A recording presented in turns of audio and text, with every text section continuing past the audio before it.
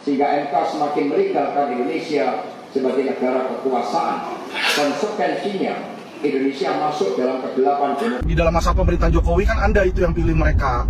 Sekarang Anda ini kayak anak kecil, ya, dan ngeributin, ngeresehin pemerintahan yang ada sekarang, ya. Anda bilang batasan umur lah, apalah segala. Itu mah hal sepele, Pak Hasto, ya. Itu hal sepele. Apalagi udah ada putusan MK-nya mengesahkan memang boleh di situ, ya. Dan apa yang diputuskan oleh MK ini yang menjadi undang-undang. Kalau Anda nggak ngerti hukum, Anda belajar hukum dulu, Pak Hasto, ya. Terlepas dari situ, saya nggak mau masuk ke politik sebenarnya, ya. Terlepas dari situ, ya, penguasa siapapun juga, hukum itu di Indonesia kan selalu begitu, bisa dibolak-balik, diputar-putar, ya. Makanya ketika Anda berkuasa, ketika partai Anda berkuasa, lu kemana aja, Pade, ya? Menko Polhukamnya siapa? Menko Polhukamnya itu calon wakil presiden lu dari PDIP. Itu apa yang dia kerjakan? Kalau memang nggak benar, sebagai Menko Polhukam waktu itu benahi dong MK-nya. Udah kayak begini, lu kayak anak kecil, ya, ngambek, terus ngeledek-ledekin orang. Udahlah, lu negarawan, ya kan? Bantu negara ini beresin masalah yang ada. Masalah aja sekarang banyak kok dari ketua KPK. Dari ketua KPK-nya ini sekarang terlibat korupsi. Dan mana itu Harun Masiku? Harun, ya, yang dari PDIP. Lu bantu dong cari yang kayak begitu. Ya, berapa banyak itu ruang negara disikat.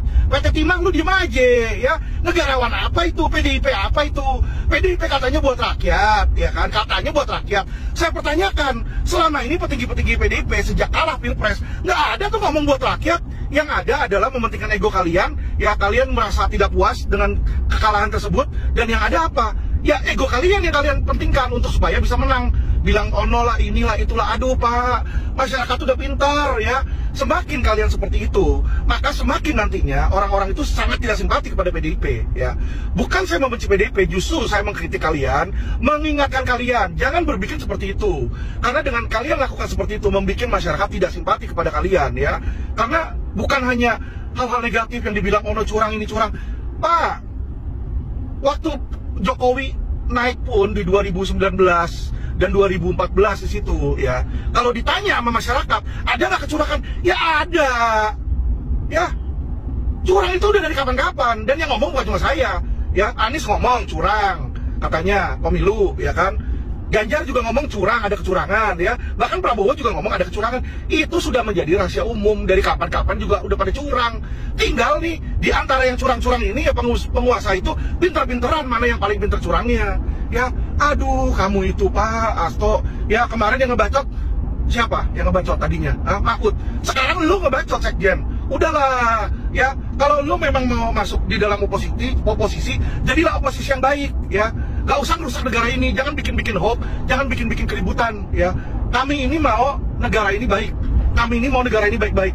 Ya nggak bener, lu ngurusin di situ, bukan lu ngebacot kepada penguasa. Karena apa? Karena lu nggak bisa jadi penguasa, ya. Ada waktunya, bos. Lu udah 10 tahun di situ, dan apa akhirnya? Akhirnya jadinya berantakan in Indonesia ketika zaman pemerintahan PDIP. Ketika PDIP menjadi ketua DPR, lihat mana ada, ya. Lu bilang kayak begitu umur lah ono, lu lihat tuh. Ketua PDIP tuh, ketua, ya. Kalian tahu kan ketua DPR siapa? Puan. Anaknya siapa? Anak ketum lu, PDIP, ya. Lu lihat itu videonya. Orang mau interupsi aja dicuekin, ya, dicuekin. Ngerti nggak?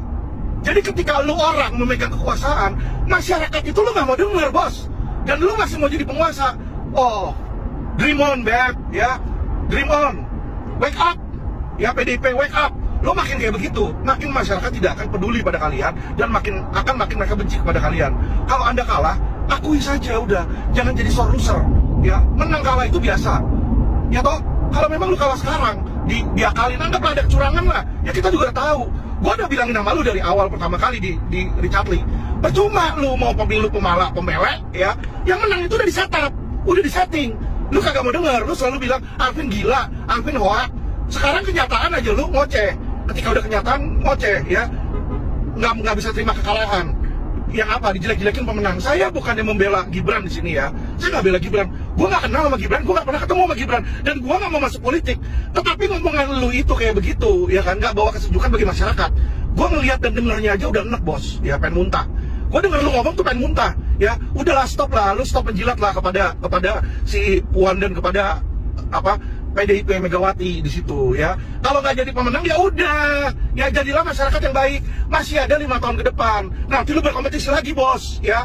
Kali ini lu pinter-pinteran, lu curangin, lu yang curang di situ. Selama curang lu nggak ketahuan, juga nggak kenapa-napa, iya toh. Inilah negara hukum ya. Hukum Indonesia kayak begitu. Teori sama prakteknya beda ya. Teorinya undang-undang. Orang udah tahu prakteknya duit bos. Jadi kalau lu bilang curang, orang dari awal udah tahu politik itu money politik. Ya, udahlah stop bullshit lah ya.